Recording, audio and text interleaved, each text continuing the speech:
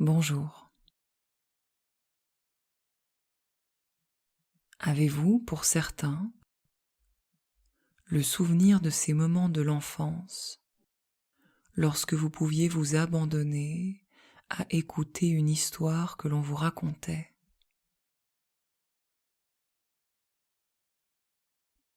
dans les draps, sous la couette, dans la confiance du repos à venir,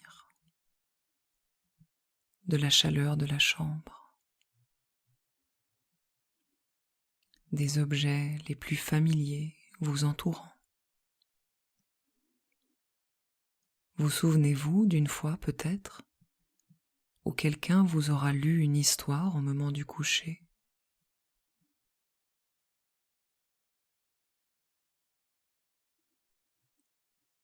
Vous avez peut-être gardé en vous ce souvenir d'une voix bienveillante qui vous guidait jusqu'au sommeil, présence rassurante de celui ou celle qui veille, qui se charge de la vie au dehors et qui vous accompagne, vous, jusqu'aux portes du sommeil.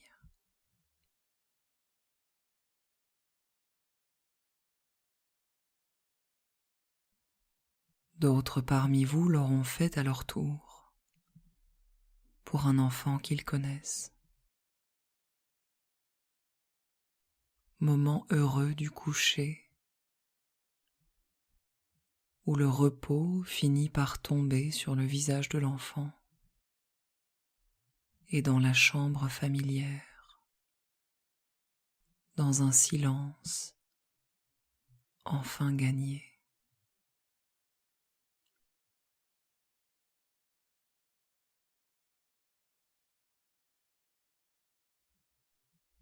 Ou peut-être, si vous deviez l'imaginer, vous auriez l'image d'une figure bienveillante qui s'assied à côté de vous le soir, vous caresse les cheveux et vous raconte une histoire jusqu'à ce que vous y plongiez.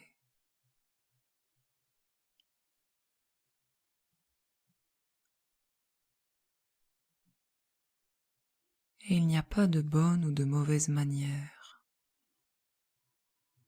d'imaginer ce moment particulier.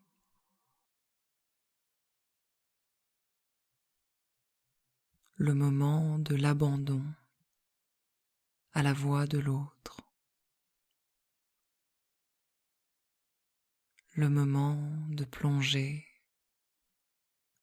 dans l'histoire qui nous est racontée.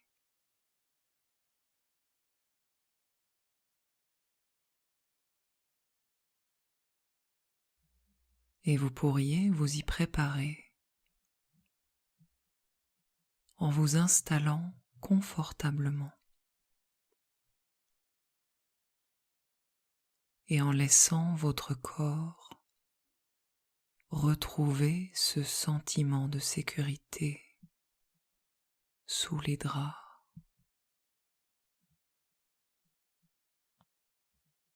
ce sentiment unique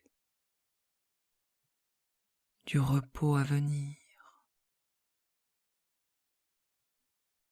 de la chaleur dans la poitrine.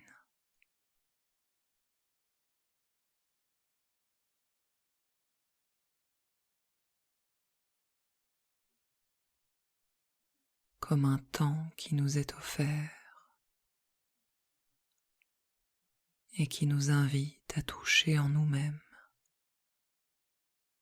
cet enfant que nous avons été.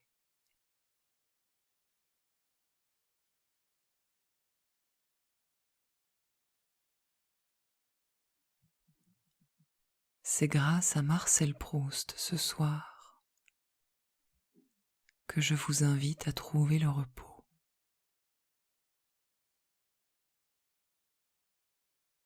Surtout, ne cherchez pas à vous endormir.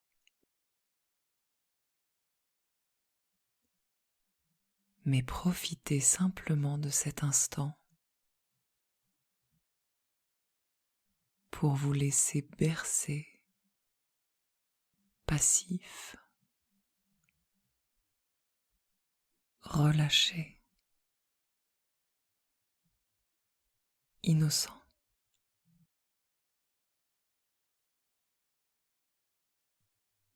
Être innocent le temps d'un instant.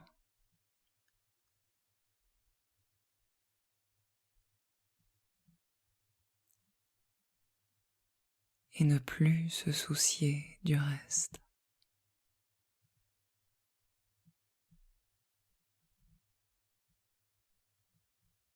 Je vous invite à vous laisser écouter la douce prose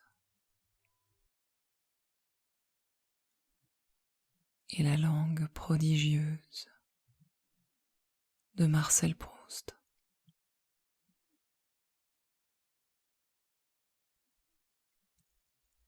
Sans n'avoir plus rien à faire.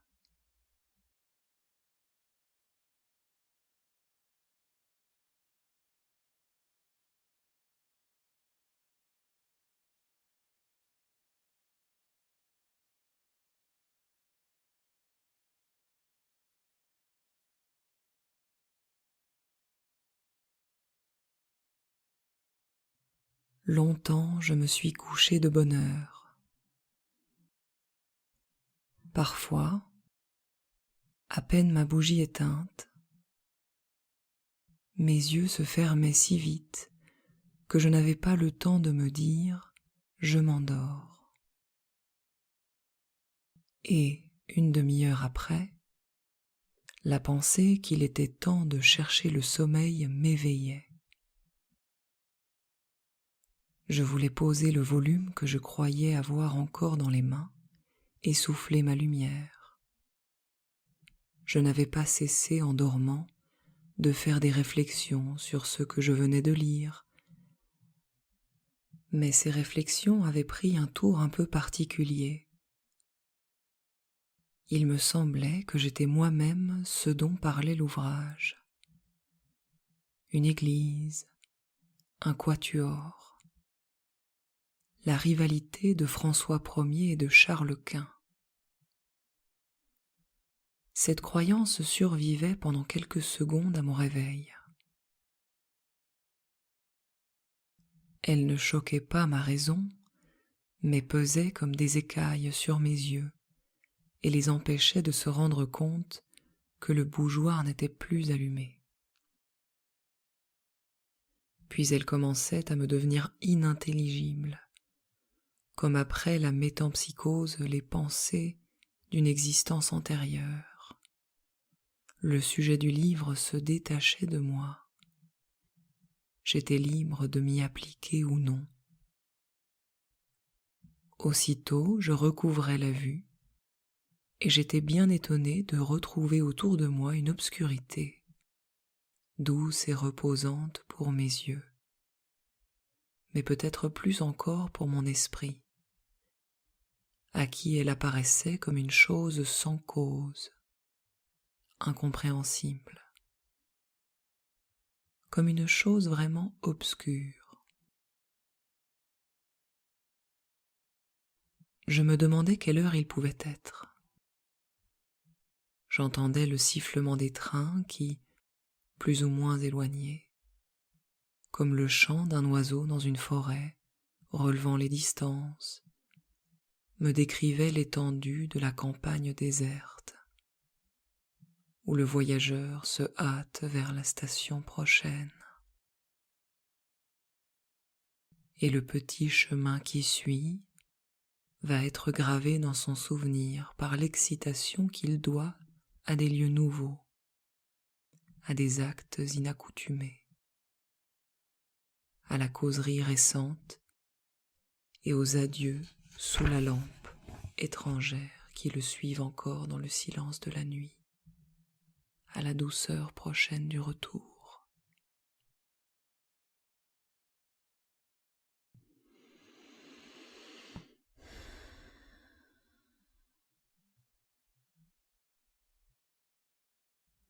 J'appuyais tendrement mes joues contre les belles joues de l'oreiller qui, pleines et fraîches, sont comme les joues de notre enfance. Je frottais une allumette pour regarder ma montre. Bientôt minuit. C'est l'instant où le malade, qui a été obligé de partir en voyage et a dû coucher dans un hôtel inconnu, réveillé par une crise, se réjouit en apercevant sous la porte une raie de jour. Quel bonheur, c'est déjà le matin. Dans un moment, les domestiques seront levés, il pourra sonner, on viendra lui porter secours. L'espérance d'être soulagé lui donne du courage pour souffrir. Justement, il a cru entendre des pas. Les pas se rapprochent puis s'éloignent, et la raie de jour qui était sous sa porte a disparu. C'est minuit. On vient d'éteindre le gaz. Le dernier domestique est parti, et il faudra rester toute la nuit à souffrir sans remède.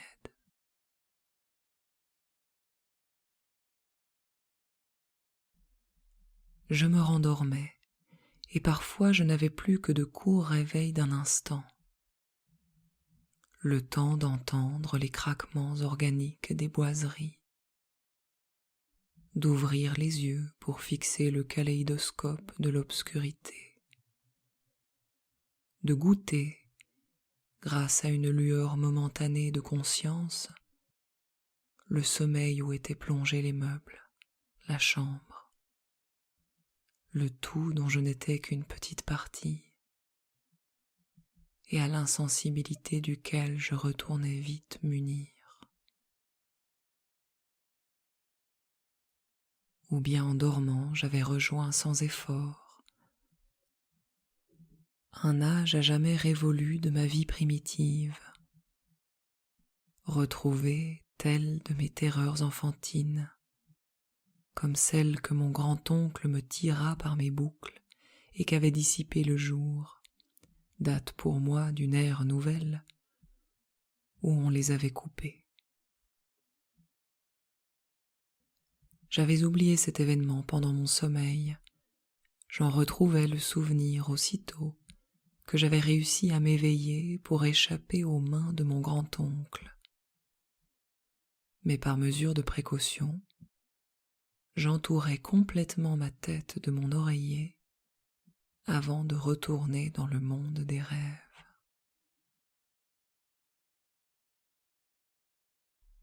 Quelquefois, comme Ève naquit d'une côte d'Adam, une femme naissait pendant mon sommeil d'une fausse position de ma cuisse. Formée du plaisir que j'étais sur le point de goûter, je m'imaginais que c'était elle qui me l'offrait. Mon corps, qui sentait dans le sien ma propre chaleur, voulait s'y rejoindre. Je m'éveillais. Le reste des humains m'apparaissait comme bien lointain auprès de cette femme que j'avais quittée il y avait quelques moments à peine. Ma joue était encore chaude de son baiser, mon corps courbaturé par le poids de sa taille. Si, comme il arrivait quelquefois, elle avait les traits d'une femme que j'avais connue dans la vie, j'allais me donner tout entier à ce but, la retrouver. Comme ceux qui partent en voyage pour voir de leurs yeux une cité désirée et s'imaginent qu'on peut goûter dans une réalité le charme du songe. Peu à peu, son souvenir s'évanouissait. J'avais oublié la fille de mon rêve.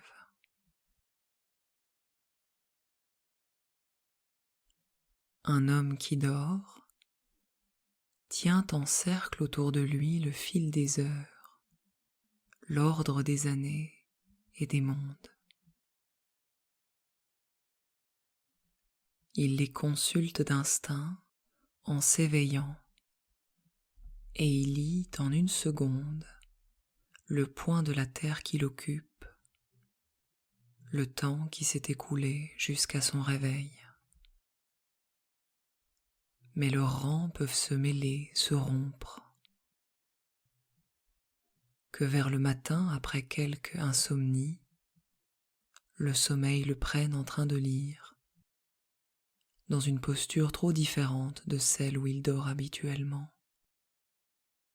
Il suffit de son bras soulevé pour arrêter et faire reculer le soleil, et à la première minute de son réveil, il ne saura plus l'heure.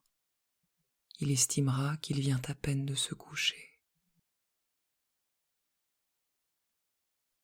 Que s'il s'assoupit dans une position encore plus déplacée et divergente, par exemple après dîner assis dans un fauteuil,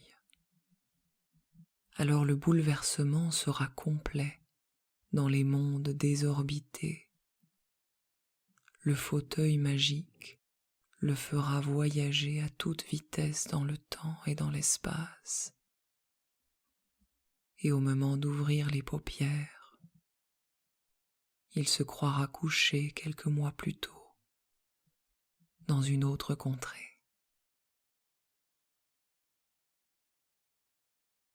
Mais il suffisait que, dans mon lit même, mon sommeil fut profond et détendit entièrement mon esprit. Alors celui-ci lâchait le plan du lieu où je m'étais endormi. Et quand je m'éveillais au milieu de la nuit, comme j'ignorais où je me trouvais, je ne savais même pas au premier instant qui j'étais. J'avais seulement, dans sa simplicité première, le sentiment de l'existence comme il peut frémir au fond d'un animal. J'étais plus dénué que l'homme des cavernes. Mais alors le souvenir, non encore du lieu où j'étais, mais de quelques-uns de ceux que j'avais habités et où j'aurais pu être, venait à moi comme un secours d'en haut, pour me tirer du néant d'où je n'aurais pu sortir tout seul. Je passais en une seconde par-dessus des siècles de civilisation, et l'image confusément entrevue de lampes à pétrole, puis de chemises à col rabattu, recomposait peu à peu les traits originaux de mon moi.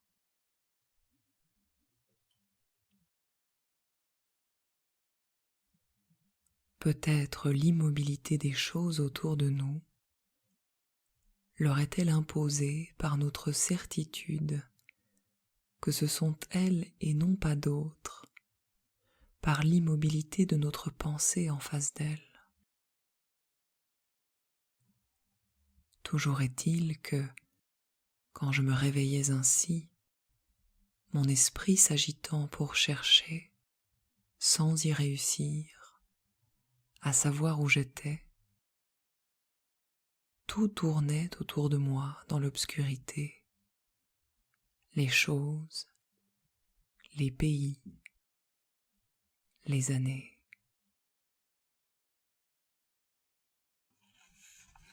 Mon corps, trop engourdi pour remuer, cherchait, d'après la forme de sa fatigue, à repérer la position de ses membres pour en induire la direction du mur, la place des meubles, pour reconstruire et pour nommer la demeure où il se trouvait. Sa mémoire, la mémoire de ses côtes, de ses genoux, de ses épaules, lui présentait successivement plusieurs des chambres où il avait dormi, tandis qu'autour de lui les murs invisibles, changeant de place selon la forme de la pièce imaginée, tourbillonnaient dans les ténèbres.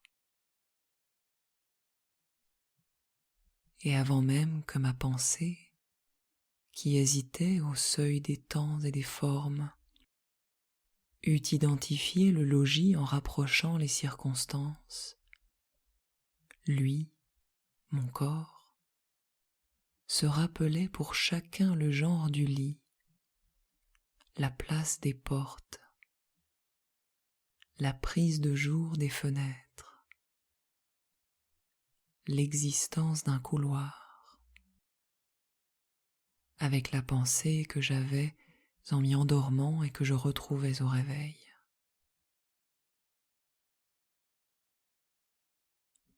Mon côté ankylosé, cherchant à deviner son orientation, s'imaginait, par exemple, allongé face au mur dans un grand lit à baldaquin, et aussitôt je me disais: tiens, j'ai fini par m'endormir, quoique maman ne soit pas venue me dire bonsoir. J'étais à la campagne chez mon grand-père, mort depuis bien des années, et mon corps, le côté sur lequel je reposais, gardien fidèle d'un passé que mon esprit n'aurait jamais dû oublier, me rappelait la flamme de la veilleuse de verre de Bohême, en forme d'urne, suspendue au plafond par des chaînettes, la cheminée en marbre de Sienne, dans ma chambre à coucher de Combray, chez mes grands-parents, en des jours lointains qu'en ce moment je me figurais actuels, sans me les représenter exactement, et que je reverrai mieux tout à l'heure, quand je serai tout à fait éveillé. Puis renaissait le souvenir d'une nouvelle attitude. Le mur filait dans une autre direction. J'étais dans ma chambre, chez Madame de Saint-Loup, à la campagne. Mon Dieu, il est au moins 10 heures. On doit avoir fini de dîner. J'aurais trop prolongé la sieste que je fais tous les soirs en rentrant de ma promenade avec Madame de Saint-Loup, avant d'endosser mon habit. Car bien des années ont passé depuis Combray où, dans nos retours les plus tardifs, c'étaient les reflets rouges du couchant que je voyais sur le vitrage de ma fenêtre. C'est un autre genre de vie qu'on mène à Tansonville, chez Madame de Saint-Loup. Un autre genre de plaisir que je trouve à ne sortir qu'à la nuit, à suivre au clair de lune ces chemins où je jouais jadis au soleil, et la chambre où je me serais endormi au lieu de m'habiller pour le dîner.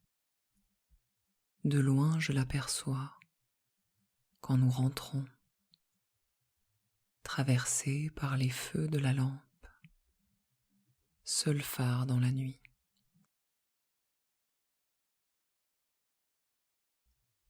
Ces évocations tournoyantes et confuses ne duraient jamais que quelques secondes.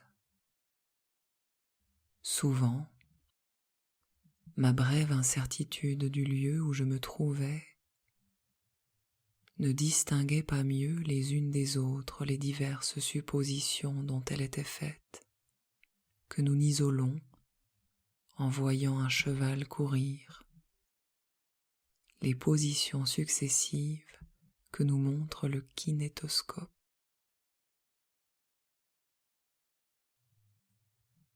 mais j'avais revu tantôt l'une, tantôt l'autre, des chambres que j'avais habitées dans ma vie, et je finissais par me les rappeler toutes, dans de longues rêveries qui suivaient mon réveil. Chambre d'hiver où quand on est couché, on se blottit la tête dans un nid qu'on se tresse avec les choses les plus disparates. Un coin de l'oreiller, le haut des couvertures, un bout de châle, le bord du lit et un numéro des débats roses qu'on finit par cimenter ensemble selon la technique des oiseaux, en s'y appuyant indéfiniment. Ou par un temps glacial, le plaisir qu'on goûte est de se sentir séparé du dehors, comme l'hirondelle de mer qui a son nid au fond d'un souterrain dans la chaleur de la terre, et où, le feu étant entretenu toute la nuit dans la cheminée, on dort dans un grand manteau d'air chaud et fumeux, traversé des lueurs des tisons qui se rallument, sorte d'impalpable alcôve, de chaudes cavernes creusées au sein de la chambre même, zone ardente et mobile en ses contours thermiques, aérés de souffle qui nous rafraîchissent la figure et viennent des angles, des parties voisines de la fenêtre ou éloignées du foyer, qui se sont refroidies.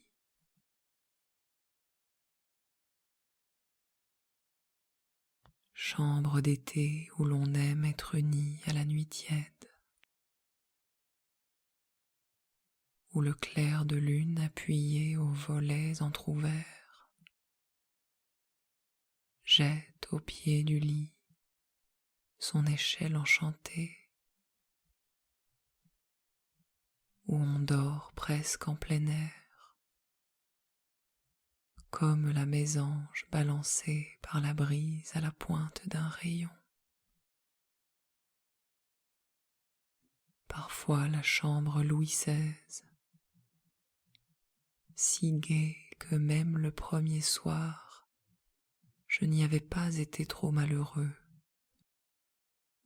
et où les colonnettes qui soutenaient légèrement le plafond s'écartaient avec tant de grâce pour montrer et réserver la place du lit.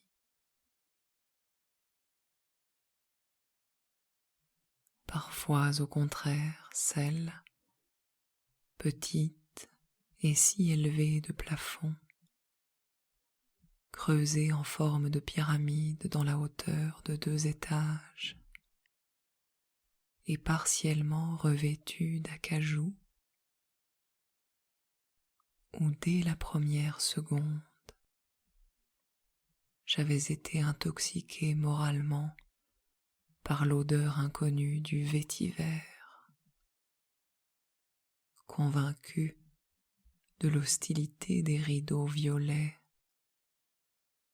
et de l'insolente indifférence de la pendule qui jacassait tout haut comme si je n'eusse pas été là,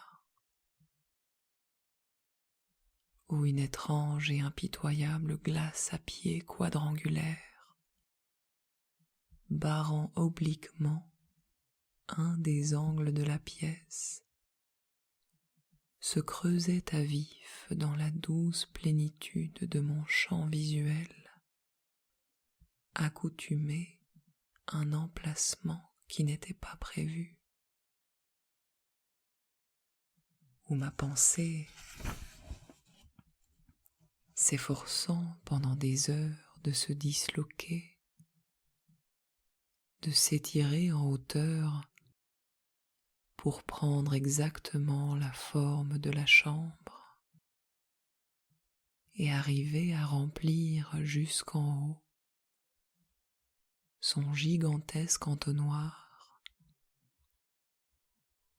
avait souffert bien de dures nuits, tandis que j'étais étendu dans mon lit, les yeux levés, l'oreille anxieuse, la narine rétive, le cœur battant, jusqu'à ce que l'habitude eût changé la couleur des rideaux, fait taire la pendule, enseigné la pitié à la glace oblique et cruelle, dissimulé, sinon chassé complètement, l'odeur du vétiver et notablement diminué la hauteur apparente du plafond. L'habitude, aménageuse habile, mais bien lente, et qui commence par laisser souffrir notre esprit pendant des semaines dans une installation provisoire, mais que malgré tout, il est bien heureux de trouver, car sans l'habitude et réduit à ses seuls moyens, il serait impuissant à nous rendre un logis habitable.